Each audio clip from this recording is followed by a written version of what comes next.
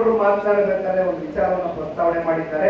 ಇದು ನನ್ನ ಮನಸ್ಸಲ್ಲೂ ಕೂಡ ಬಹಳ ದಿಟ್ಟವಾಗಿ ಊರ್ಬಿಟ್ಟಿದೆ, ಮನಸ್ಸಲ್ಲಿ ಕಾಡ್ತಾ ಇದೆ ನನಗೂ ಕೂಡ. ಇದು ನನ್ನೊಬ್ಬರಿಗೆ ಅಲ್ಲ, ಸನ್ಮಾನ್ಯ ಕುಮಾರಣ್ಣವರು ಅನೇಕ ಬಾರಿ ನನ್ನ ಹತ್ರ ಚರ್ಚೆ ಮಾಡಿದ್ದಾರೆ. ಇಲ್ಲಿ ನಾಡಗೌಡರಿದ್ದಾರೆ, ಬಹಳ ಜನ ಹಿರಿಯ ಮುಖಂಡರುಗಳ ಜೊತೆ ಇದು ಪಕ್ಷದ ಚೌಕಟ್ಟಿನಲ್ಲಿ ಚರ್ಚೆ ಆಗಿರ್ತಕ್ಕಂಥ ವಿಚಾರ. ಸನ್ಮಾನ್ಯ ಕುಮಾರಣ್ಣವರು ಈ ರಾಜ್ಯದಲ್ಲಿ 2 ಬಾರಿ ಮುಖ್ಯಮಂತ್ರಿಗಳಾಗಿ ಆಯ್ಕೆ ಆಗ್ತಾರೆ. 2 ಬಾರಿಯೂ ಕೂಡ ಅತ್ಯಂತ ಕಮ್ಮಿ ಅಲ್ಪ ಅವಧಿ ಆಡಳಿತ ಮಾಡಿರ್ತಕ್ಕಂಥದ್ದು. ಶರಣಗೌಡರು ಮಾತನಾಡಬೇಕಾದ್ರೆ ಹೇಳಿದ್ರು, ನನ್ನ ತಾಲೂಕು ಮಟ್ಟದಲ್ಲಿ ನಾನು ಯಾವ ರೀತಿ ಅವರಿಗೆ ಅಧಿಕಾರವನ್ನ ಕೊಡಿಸ್ಲಿಕ್ಕಾಗ್ತದೆ, ಯಾವ ಸ್ಥಳೀಯ ಚುನಾವಣೆಗಳಲ್ಲಿ ನಾನು ಅವರ ಕೈಯನ್ನ ಬಿಡದಿರ ಅವರ ಜೊತೆಯಲ್ಲಿ ನಿಂತು ಪ್ರಾಮಾಣಿಕವಾಗಿ ಅವರಿಗೆ ಅಧಿಕಾರವನ್ನ ಕೊಡಿಸಿದ್ದೇನೆ. ಆದ್ರೆ ಮುಂದುವರೆದ ಭಾಗವಾಗಿ ನಮ್ಮ ಕಾರ್ಯಕರ್ತರಿಂದಲೇ ಮುಂದಿನ ದಿನಗಳಲ್ಲಿ 2028ರ ಚುನಾವಣೆ, ನಿಮ್ಮೆಲ್ಲರ ಹೋರಾಟದ ಶ್ರಮ ಮುಂದಿನ ಚುನಾವಣೆಯಲ್ಲಿ 100ಕ್ಕೆ 100 ಜನತಾದಳ ಪಕ್ಷ ಮತ್ತೆ ನಮ್ಮ ಮಿತ್ರ ಪಕ್ಷವಾಗಿರ್ತಕ್ಕಂಥ ಭಾರತೀಯ ಜನತಾ ಪಾರ್ಟಿಯ ಸರ್ಕಾರ ರಚನೆ ಮಾಡ್ತಕ್ಕಂಥದ್ದು ಯಾವುದೇ ಅನುಮಾನ ಇಲ್ಲ. ನಿಮ್ಮ ದುಡಿಮೆ, ನಿಮ್ಮ ಶ್ರಮ ಗುರುತಿಸ್ತಕ್ಕಂಥ ದಿನ ಬಹಳ ದೂರ ಇಲ್ಲ. ನಿಮ್ಮ ಕೈಯಲ್ಲಿ ಅಧಿಕಾರದ ಚುಕ್ಕಾಣಿಯನ್ನು ಕೊಟ್ಟು ಈ ಸಮಾಜವನ್ನು ಕಟ್ಟತಕ್ಕಂಥ ಕೆಲಸ ಮುಂದಿನ ದಿನಗಳಲ್ಲಿ ಜನತಾದಳ ಪಕ್ಷ ಮಾಡುತ್ತೆ. ಅದು ಬಹಳ ಸ್ಪಷ್ಟವಾಗಿ ಇವತ್ತು ಡಿ ಕೆ ಕುಮಾರಸ್ವಾಮಿ ಹೇಳಲಿಕ್ಕೆ ಬಯಸ್ತಾರೆ. ರಾಜ್ಯಾಧ್ಯಕ್ಷರ ವಿಚಾರವಾಗಿ ನಾನು ಈಗಲೂ ಕೂಡ ಮತ್ತೆ ಮುಖ್ಯವಾಗಿ ಚರ್ಚೆ ಮಾಡ್ತೇನೆ. ಸನ್ಮಾನ್ಯ ಕುಮಾರಣ್ಣವರು ಜನತಾದಳ ಪಕ್ಷದ ರಾಜ್ಯಾಧ್ಯಕ್ಷರಾಗಿದ್ದಾರೆ. ನಾನು ಒಪ್ಕೊಳ್ತೇನೆ, ಸನ್ಮಾನ್ಯ ಕುಮಾರಣ್ಣವರು ಕೇಂದ್ರಕ್ಕೆ ಹೋಗಿದ್ದಾರೆ, ಅನಿರೀಕ್ಷಿತವಾದಂತಹ ಲೋಕಸಭಾ ಚುನಾವಣೆ ಎದುರು ನೋಡ್ತಾರೆ.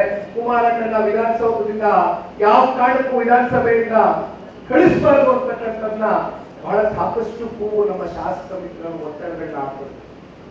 ಅದಕ್ಕೆ ಕಾರಣ ಇವತ್ತು ಆಗ್ತಾ ಇರ್ತಕ್ಕಂಥ ಈ ಕಾಂಗ್ರೆಸ್ನಲ್ಲಿ ಕೆಲವೊಂದಷ್ಟು ಬೆಳವಣಿಗೆಗಳು, ಯಾವ ರೀತಿ ಸರ್ಕಾರ ಹಂತ ಹಂತದಲ್ಲೂ ಎಡವಿದೆ, ಹಂತದ ವೈಫಲ್ಯತೆಗಳು, ಭ್ರಷ್ಟಾಚಾರ, ದುರಾಡಳಿತ, ಇವೆಲ್ಲವನ್ನ ನಾವು ನೋಡ್ತಾ ಇದ್ದೇವೆ.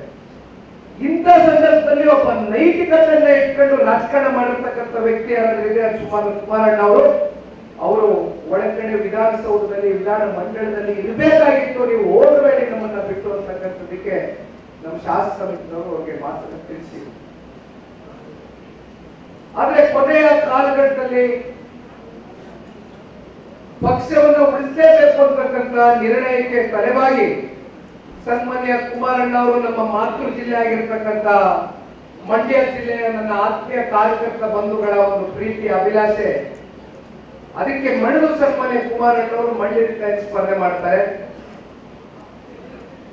ದೇಶದ ಗೌರವಾನ್ವಿತ ಪ್ರಧಾನಮಂತ್ರಿಗಳು ಶ್ರೀ ನರೇಂದ್ರ ಮೋದಿಜಿಯವರ ಕಳೆದ 11 ವರ್ಷದ ಆಡಳಿತ ವೈಖರಿಯನ್ನ ಇಡೀ ಭಾರತ ರಾಷ್ಟ್ರ ಇವತ್ತು ಮೆಚ್ಚಿದೆ.